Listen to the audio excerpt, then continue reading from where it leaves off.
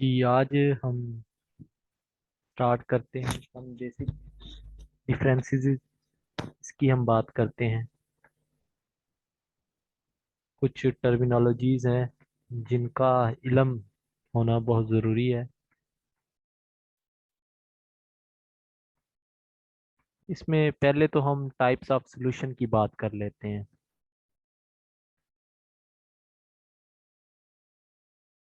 Solution basically 9 types होती हैं, already आपको पता है।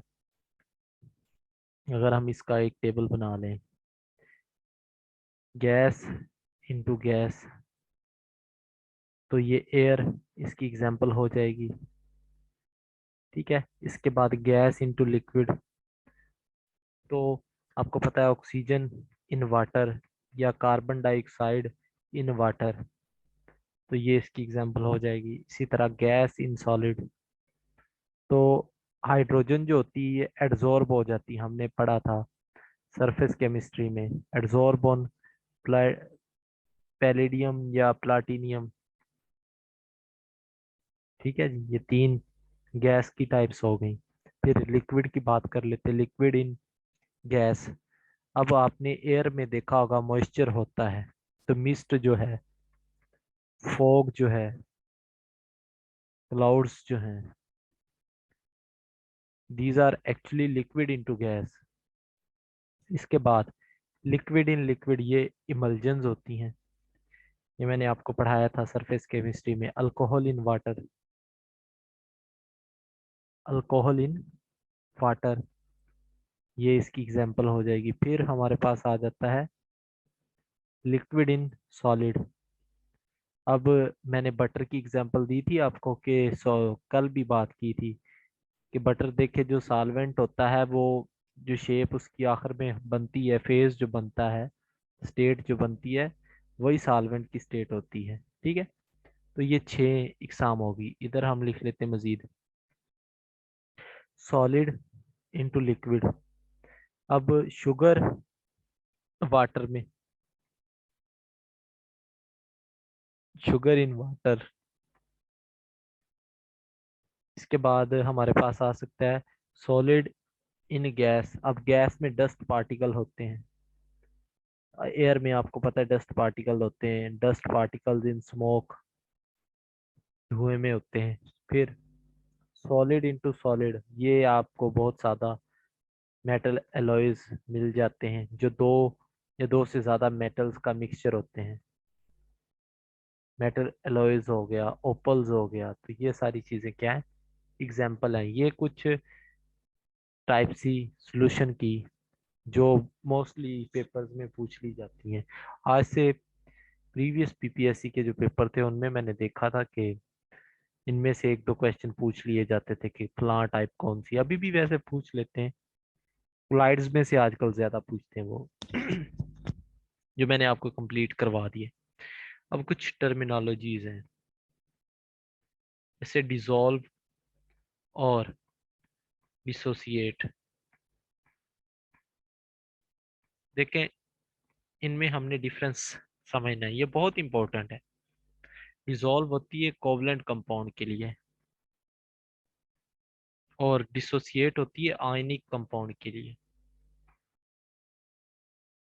इसके अलावा इसमें क्या होता है कि सब्सटेंस जो होती है, substance dissolve in liquid,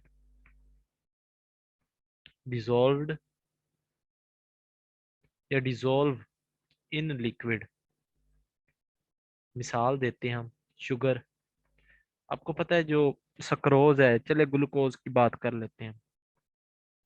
glucose पानी में जाता है तो ये C6H12O6 की फॉर्म में रहता है।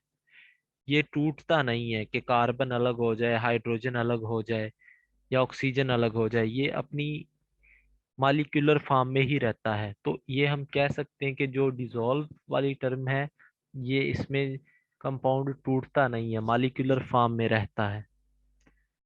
इसके बाद आयनिक की बात कर ले तो जैसे NaCl है। अब आपको पता है वाटर के पास डाई इलेक्ट्रिक प्रॉपर्टी होती है, जब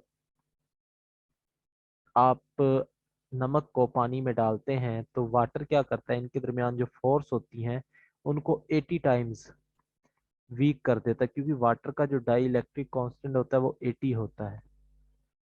तो डाई इलेक्ट्रिक कॉन्स्टेंट रखने की वजह से वाटर इनको वीक कर देता है, और ये जो मॉलिक्यूल्स होते हैं वाटर के इसको सराउंड कर लेते हैं। ठीक है जी। तो डिसोसिएशन में कंपाउंड टूट जाता है, लेकिन कोवलेंट कंपाउंड में टूटता नहीं है, वो हाइड्रोजन बॉन्डिंग से डिसॉल्व हो सकता है, वो कोई और डाइपोल डाइपोल मोमेंट से अट्रैक्शन शो करवा के डिसॉल्व हो सकता है। इसके बाद आ जाता है मिसिबल एंड इमिसिबल। देखें ये जो टर्मिनोलॉजीज है ये आपको सारी जिंदगी काम आएंगी, और आपको पता होगा कि हमने सोल्यूशन पढ़ा है तो हमें ये चीज़ें पता होनी चाहिए। देखें मिसिबल में क्या होता है, दो लिक्विड हैं, two liquid completely dissolve into each other, completely dissolve into each other, एक दूसरे में वो completely dissolve हो जाए। और immiscible में क्या होता है कि to liquids not dissolve into each other, ये dissolve नहीं होते। अब यहाँ पे कोई ना कोई अट्रैक्शन होती है, देयर इज सम अट्रैक्शन, तो यहाँ पे कोई ना कोई अट्रैक्शन होती है। ठीक है, लेकिन there is no attraction, no attraction, यहाँ पे कोई अट्रैक्शन नहीं है।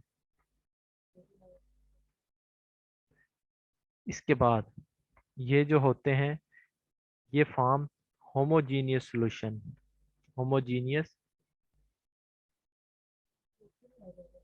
मिक्सचर, और ये हेट्रोजीनियस। और इनकी एग्जांपल आपके पास है अल्कोहल इनटू वाटर, ये एक दूसरे में हर रेशो में ये सॉल्युबल होते हैं। और इनकी एग्जांपल कॉमन है ऑयल इनटू वाटर। और दूसरी बात, ये इमल्जन्स बनाते हैं, इमिसिबल जो होते हैं ये इमल्जन बनाते हैं, और जो मिसिबल होते हैं ये सॉल्यूशन बनाते हैं। मेन पॉइंट ये आपने याद रखना है, इमल्जन और सॉल्यूशन में डिफरेंस भी आपको पता चल गया होगा। इसके बाद है कंसंट्रेशन वर्सेस सैचुरेशन। देखिए कंसंट्रेशन क्या होता है, basically amount of solute dissolved, ये जो अमाउंट डिसॉल्व हो रही होती है इन अ सॉल्वेंट, एक सॉल्वेंट के मखसूस वॉल्यूम के अंदर जो अमाउंट डिसॉल्व होती है वो कंसंट्रेशन कहलाती है। और सैचुरेशन क्या होती है, इट इज अ पॉइंट, ये वो पॉइंट है, it is a point at which no more solute can be dissolved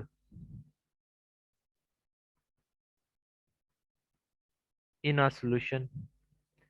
यानी ये वो पॉइंट होता है जिस पॉइंट के बाद मजीद जो सोल्यूट होता है वो डिसॉल्व नहीं हो सकता। इसकी सादा मिसाल आपको दूं कि आपके पास एक बर्तन है, बहुत कॉमन एग्जांपल है, उसमें आप पानी इंडेल रहे हैं, अंडेल रहे हैं, पानी डालते जा रहे हैं, और एक वक्त आता है पानी यहाँ तक आ जाता है, ऊपर तक फुल हो जाता है। अब मजीद पानी तो इसमें नहीं आ सकता ना, तो आप सर अगर इसमें मजीद पानी डालेंगे, लेट्स सपोज आपने 5 लीटर या 5 ml वाटर और डाला, तो जो 5 ml आपने डाला था उतना ही वो नीचे चला जाएगा, गिर जाएगा। मतलब कहने का क्या है,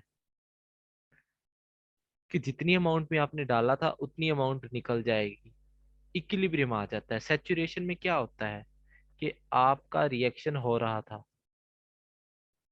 ठीक है, A+B बन रहा था, rate of dissolution rate of crystallisation के इक्वल हो जाता है। फिर आपका सॉल्यूशन सारा सोल्यूबल हो चुका था, जो सोल्यूट था वो सारा सोल्यूबल हो गया था। अब मजीद आप सोल्यूट डाल रहे हैं, 5 ग्राम सोल्यूट डाला है आपने, वो नीचे बैठ जाएगा जाके 5 ग्राम का 5 ग्राम, मतलब जितना आप डाल रहे हैं वो सारा क्रिस्टलाइज हो जाएगा, अब मजीद सोल्यूबल नहीं होगा। तो इसको सैचुरेशन बोल देते हैं, ठीक है जी। और ये कंसंट्रेशन जो होती है ये रिलेटिव टर्म होती है। रिलेटिव मतलब ये होता है ना कि हम अभी लेट्स सपोज एक सैचुरेशन पॉइंट है 20 ग्राम NaCl डिजोल्व होता है वाटर में एट 25 डिग्री, हम कहते हैं कि 100 ml में। तो अब देखें हम डाल रहे हैं कि अभी 5 ग्राम डाली है, अभी और मजीद हल हो सकता है, तो हम इसको रिलेटिव मान रहे हैं कि हम कंपेयर करके डाल रहे हैं ना, कि 5 ग्राम डाल दिया अभी और भी हल हो सकता है, अभी और हल हो सकता है, 10 ग्राम डाल दिए अभी 5 ग्राम रहता है, तो ये रिलेटिव है। जो सैचुरेशन होती है ये एब्सोल्यूट होती है, मतलब ये फिक्स्ड होती है, इसका कोई कंपैरिजन नहीं होता। ये जो आपका सोल्यूट है 20 ग्राम डिजोल्व होता है 25 डिग्री पर, तो ये 20 ही रहेगा, आपको इसको रिलेटिव में लेकर आने की जरूरत ही नहीं है, फिक्स अमाउंट है, फिक्स पॉइंट है। ठीक हो गया जी, तो इनमें ये मेन डिफरेंस था। इसके बाद आ जाता है हाइड्रेशन वर्सेस हाइड्रोलिसिस।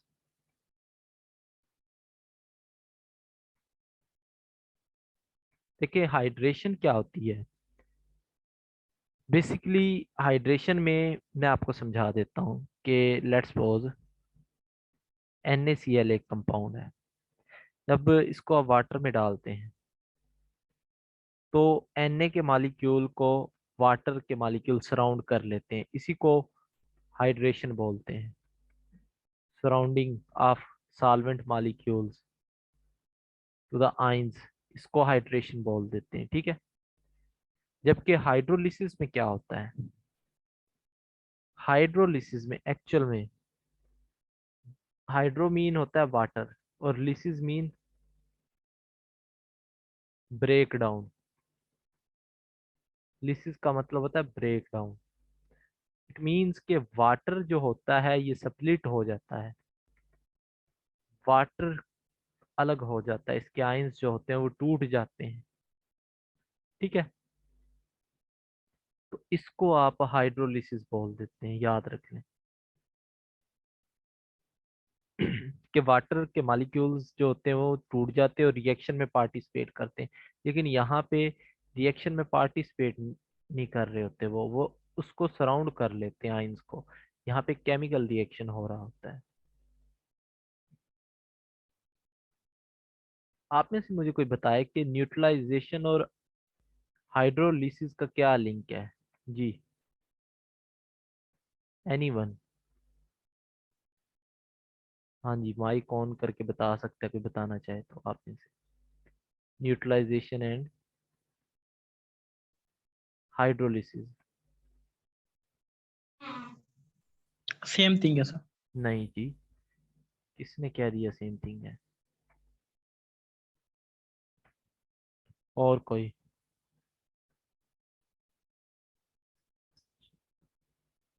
न्यूट्रलाइजेशन में किस तरह से आपने कहाँ पे पढ़ा है उसमें हाइड्रोलिसिस होती है न्यूट्रलाइजेशन में? न्यूट्रलाइजेशन का मतलब क्या होता है, एसिड बेस रिएक्ट करते हैं और वाटर और साल्ट बनता है, तो एसिड बेस में कहाँ से वाटर आप लेकर आ रहे हैं? आपने ये बड़ा फेमस रिएक्शन है और आप उसको कह रहे हैं कि सर सेम है। देखें, एक दूसरे के रिवर्स होती है हाइड्रोलिसिस और न्यूट्रलाइजेशन। देखें मिसाल देता हूँ, HCl NaOH, अब वाटर तो है ही नहीं कहीं पे भी, तो ये बन जाएगा NaCl एंड वाटर। अब फॉरवर्ड में जो रिएक्शन है ये है न्यूट्रलाइजेशन, और ये रिएक्शन डेफिनेटली बैक नहीं होगा, क्योंकि इसका जो इक्विलिब्रियम कांस्टेंट है वो स्टेबल है इधर, इसका जो के है वो ग्रेटर है प्रोडक्ट की साइड पे। बैकवर्ड ये रिएक्शन नहीं होता, क्योंकि इसकी के की वैल्यू कम है बैकवर्ड। बैकवर्ड जो रिएक्शन होगा ये हाइड्रोलिसिस होगी, कि वाटर का ये मॉलिक्यूल टूट जाए और दोबारा से यही प्रोडक्ट बना दें। तो ये होती है हाइड्रोलिसिस। अब आपको न्यूट्रलाइजेशन और हाइड्रोलिसिस में भी डिफरेंस समझ आ गया। इसके बाद डिसोसिएशन और साल्वेशन, इसकी हम बात कर लेते हैं, डिसोसिएशन एंड सॉल्वेशन। डिसोसिएशन हमने देख लिया कि separation of ions in a solution. Solvation क्या होती है, देखें ये एक जनरल टर्म है कि जब सॉल्वेंट के मॉलिक्यूल सोल्यूट के मॉलिक्यूल को घेर लें, सोल्यूट के आयंस को या मॉलिक्यूल्स को घेर लें, तो उसको हम सॉल्वेशन बोल देते हैं। अगर हम वाटर ले रहे हैं एज अ सॉल्वेंट तो उसको फिर हम हाइड्रेशन बोल देते हैं। अगर वाटर के अलावा कोई भी चीज़ ले रहे हैं तो उसको हम सॉल्वेशन जनरल टर्म बोल देंगे। ठीक है जी। इसके बाद आ जाती है सोलबिलिटी। तो ये कुछ बेसिक टर्म्स थी जिनका आइडिया आपको होना चाहिए था। सोलबिलिटी, बेसिकली सोलबिलिटी क्या होती है, देखें हर कंपाउंड जो होता है उसकी किसी ना किसी सॉल्वेंट में एक मखसूस अमाउंट डिजोल्व होती है। लाइक डिजोल्व लाइक के प्रिंसिपल के अकॉर्डिंग, लाइक डिजोल्व लाइक, यानी polar in polar and non polar in non polar, ये उसके प्रिंसिपल के मुताबिक होते हैं। ठीक है। अब एक बात याद रखें, सोलबिलिटी हम चेक करते हैं कि हमारे पास है 100 ग्राम सॉल्वेंट, जो कि यूजुअली वाटर होता है, क्योंकि water is a universal solvent. अब हमने लेना होता है सोल्यूट। अब हम क्या करते हैं, हम थोड़ी थोड़ी अमाउंट में सोल्यूट डालते जाते हैं वाटर में, 100 ग्राम में उसमें डालते जाते हैं, और हम इसको स्टिरर करते रहते हैं, स्टिर करते रहते हैं, और हम देखते हैं कि वो सोलबल होता जाता है। तो एक मखसूस पॉइंट आएगा जिसके बाद मजीद सोलबिलिटी नहीं इंक्रीज होगी। ठीक है। मतलब जितना सोल्यूट डिजोल्व होना था वो हो जाएगा, उसके बाद वो मजीद नहीं होगा। 1 2 3 4 कौन है जी, जल्दी से अपना नाम बताएं वरना आपको अभी रिमूव कर दूंगा मैं जी। 1 2 3 4, आपका माइक कौन है और नाम बताएं अपना।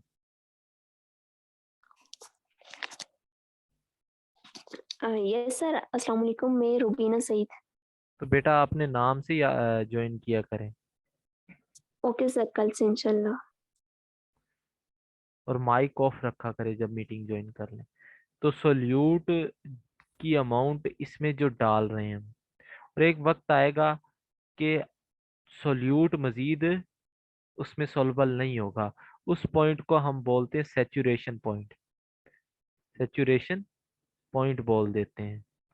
ये एक्सपेरिमेंट आप घर में भी कर सकते हैं। नमक ले लीजिएगा और पानी ले लीजिएगा, नमक सस्ता है तो उसमें डिजोल्व करके देखी जाएगा।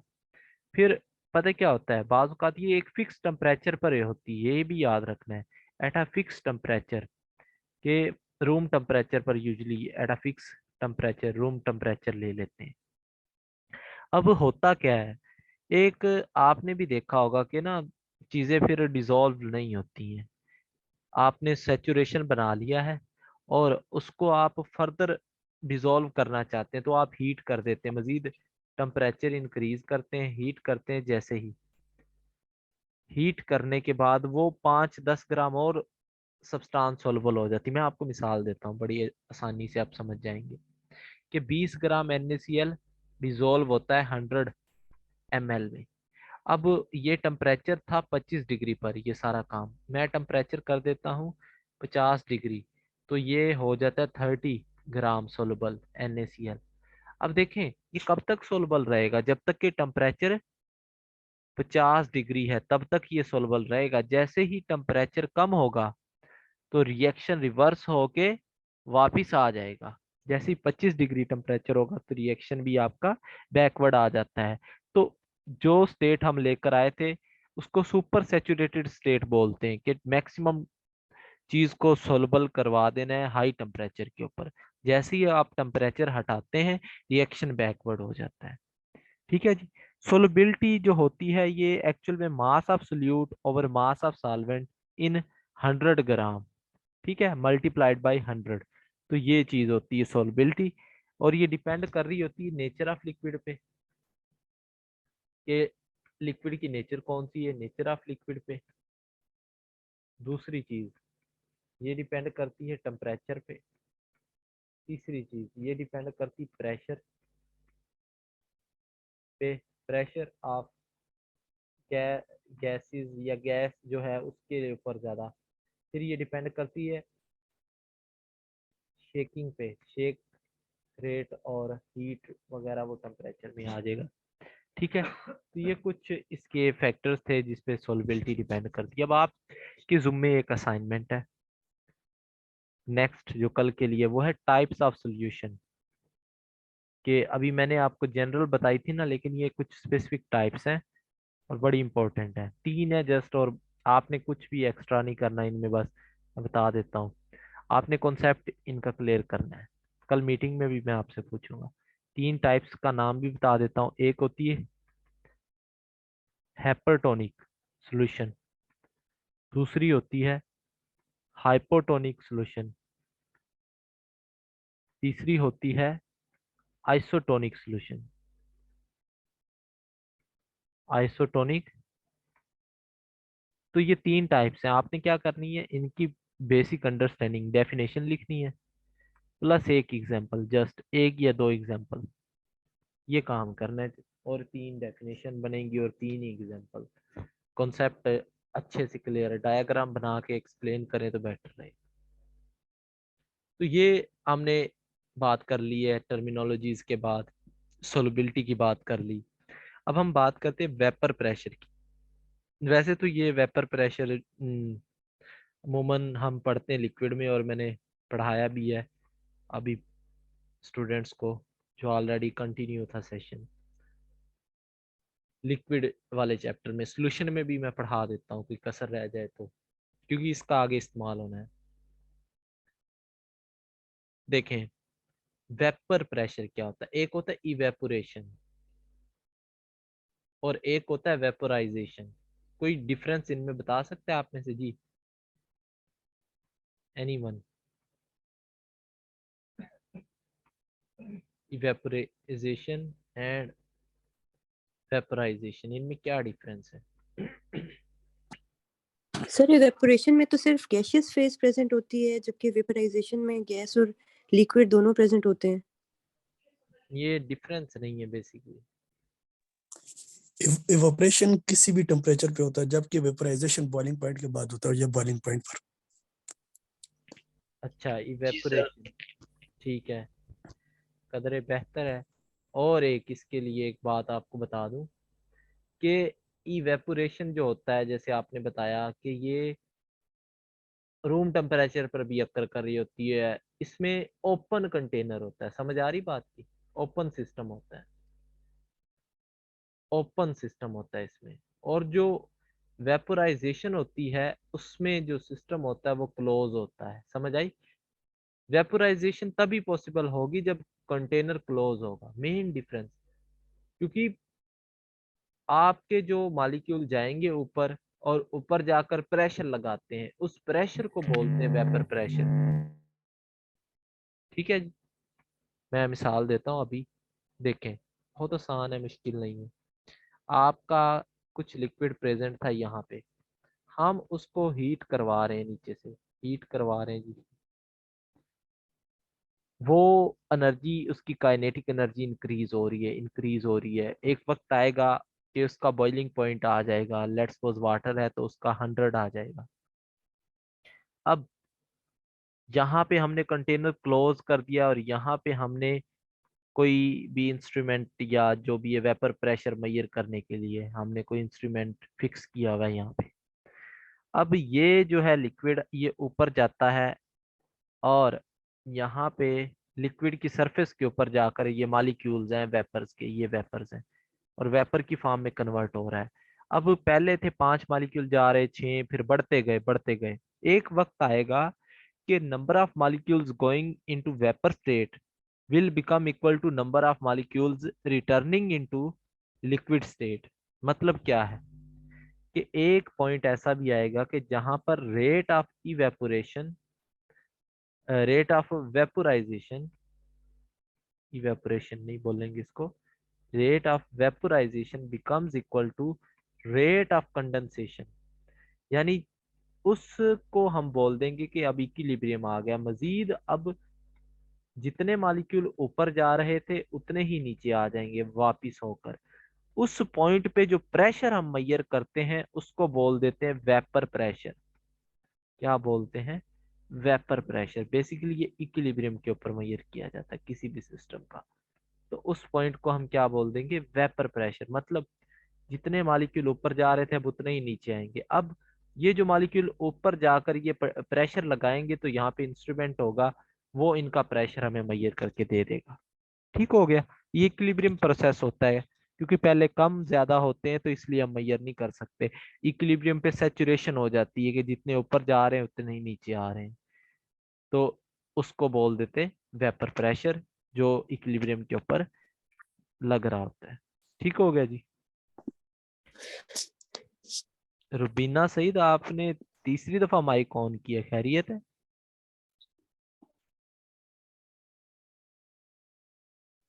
और बंद भी नहीं करते, फिर आप सुन लेते हैं बात और खामोश हो जाते हैं।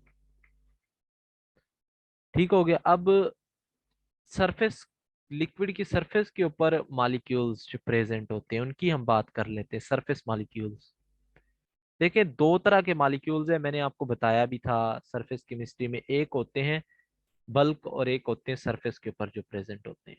अब आपको इनकी प्रॉपर्टीज ऑलरेडी पता है कि ये जो होते हैं ये लेस फोर्स ऑफ अट्रैक्शन को एक्सपीरियंस कर रहे होते हैं। Less force of attraction.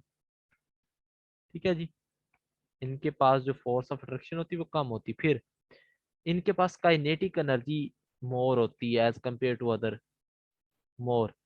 अच्छा आपको एक बात बता दूं, at boiling point kinetic energy maximum होती है। एमसीक्यूज पूछ लिया जाता है, क्योंकि देखिए पहले जो एनर्जी स्टोर होती जाती है और बॉइलिंग पॉइंट वही पॉइंट होता है।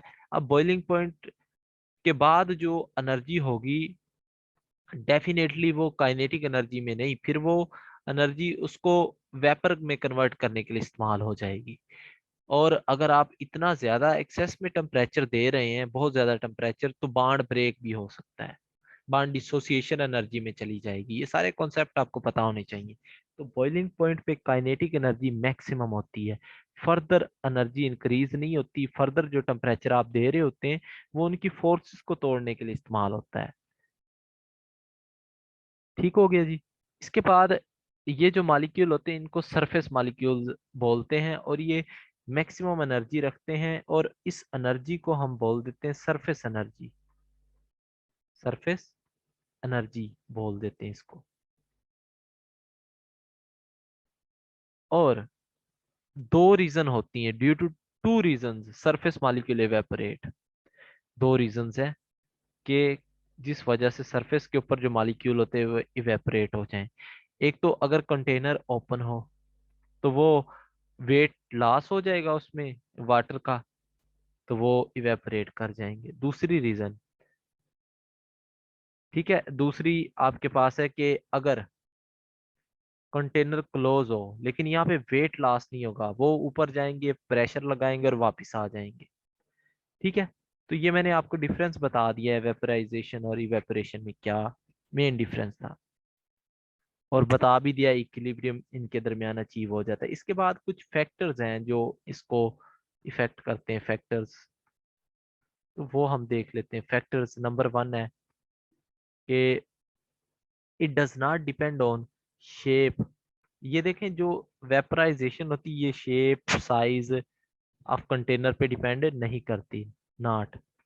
ठीक हो गया। दूसरी बात, ये सब्सटेंस की नेचर पे डिपेंड करती है, नेचर ऑफ सब्सटेंस, कौन सी सब्सटेंस है उसकी नेचर पे डिपेंड करती है।